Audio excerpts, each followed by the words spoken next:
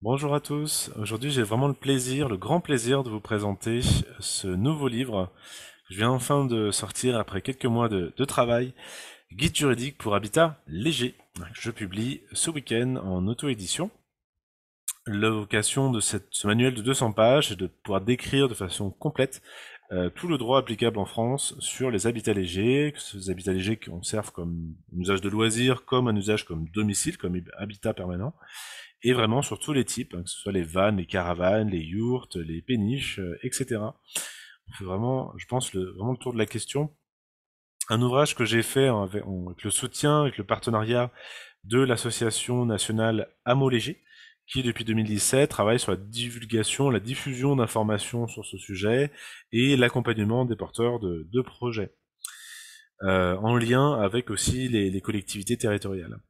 L'association a pu faire tout un travail de relecture là, sur le texte et peut aussi me faire part de ses retours d'expérience sur ce sujet des habitats légers.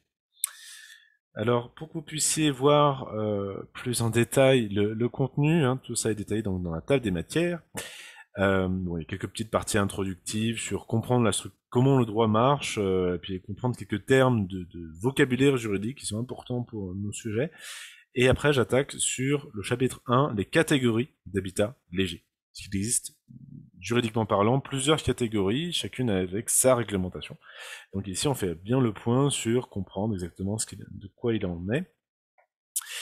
Donc on va parler des habitats légers terrestres, c'est le contenu de l'essentiel du chapitre, mais aussi des habitats légers flottants comme les péniches, ou encore les maisons sur l'eau.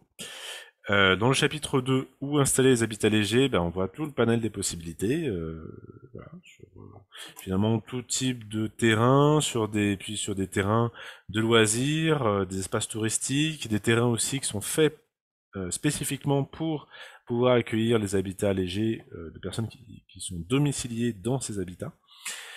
Dans le chapitre 3, droit de l'urbanisme, habitat léger, j'avais abordé déjà comment fonctionne le droit de l'urbanisme, comment c'est structuré entre règlement national d'urbanisme, carte communale, plan locaux d'urbanisme. Et finalement, donc d'un point de vue plus pratico-pratique, vous avez une parcelle, comment connaître les règles d'urbanisme applicables sur cette parcelle, comment le droit de l'urbanisme cadre ce qu'il est possible ou pas possible de faire en matière de construction en général et plus spécifiquement donc pour en matière d'habitat léger. Ce qui du coup va m'amener à aborder des questions un peu plus précises, un peu plus spécifiques, qui me sont souvent posées quand on parle des habitats légers, le sujet des stécales, voilà, qu'en est-il? Est-ce que c'est vraiment la solution miracle pour implanter des habitats légers? Bon, j'ai développé ça là-dedans. Au-delà des stécales, qu'est-ce qu'il est possible de construire dans les zones agricoles, dans les zones naturelles et forestières? Comment est-ce qu'on peut aussi intégrer et autoriser plus explicitement les habitats légers dans un PLU? Euh, et puis aborder aussi le cas de certains espaces protégés un peu particuliers, protection de l'environnement, protection du patrimoine, communes sous loi littorale, communes sous loi de montagne, qu'en est-il? Quelles sont les règles qui sont spécifiques à ces territoires? Et aborder aussi un cas particulier sur lequel on pose très souvent la question, qui est le logement nécessaire à un agriculteur. Vous avez l'ambition de faire un projet agricole, vous voulez devenir agriculteur et être domicilié en habitat léger sur votre ferme, qui en général est un terrain qui est en zone naturelle ou en zone agricole. Eh bien, qu'en est-il? Dans quelle mesure on a la possibilité de le faire? Le chapitre 4, autorisation d'urbanisme et autres formalités, c'est tout le détail d'un point de vue opérationnel, dans la conduite d'un projet.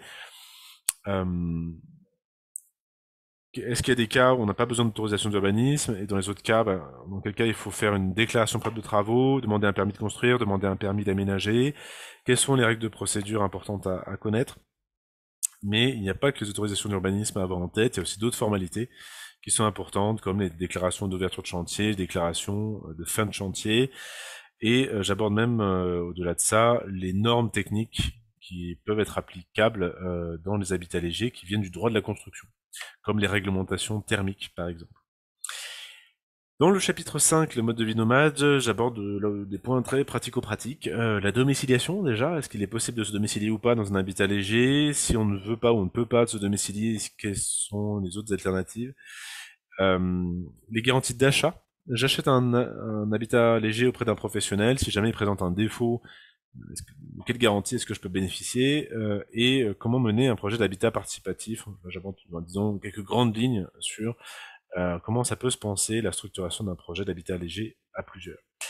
Ensuite, le chapitre 6, illégalité litige. Ça abordait toute la question de dans quelle mesure l'administration peut contrôler des cas d'illégalité, de violation du droit de l'urbanisme, de violation du droit de la construction, et dans quelle mesure ça peut être sanctionné. Et je vais aussi aborder à qui vous pouvez vous adresser en cas de litige. Il y a des services publics, des associations, des professionnels du droit, des assurances qui peuvent vous accompagner, vous aider dans ce genre de mésaventures.